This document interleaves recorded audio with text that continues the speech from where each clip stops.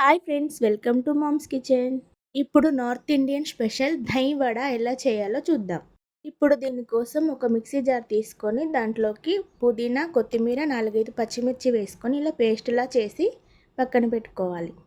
ఇప్పుడు ఒక గిన్నెలోకి ఒక కప్పు బేసన్ని తీసుకోవాలి. రుచికి సరిపడా ఉప్పు, పచ్చిమిర్చి పేస్ట్ కూడా వేసుకొని కొద్దిగా బేకింగ్ సోడా వేసుకొని వాటర్ వేసుకొని కలుపుకోవాలి.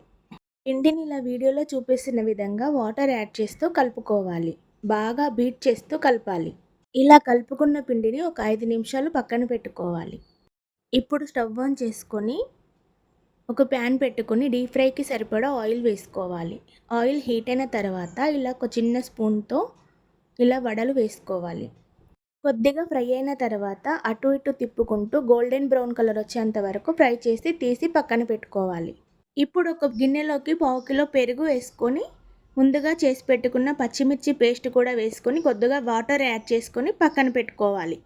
పోపు కోసం ఒక గిన్నె పెట్టుకొని అందులో ఆయిల్ యాడ్ చేసి ఆయిల్ హీట్ అయిన తర్వాత ఎండుమిర్చి, జీలకర్ర, ఆవాలు, కరివేపాకు, కొద్దిగా పసుపు వేసుకొని పెరుగులోకి యాడ్ చేసుకోవాలి.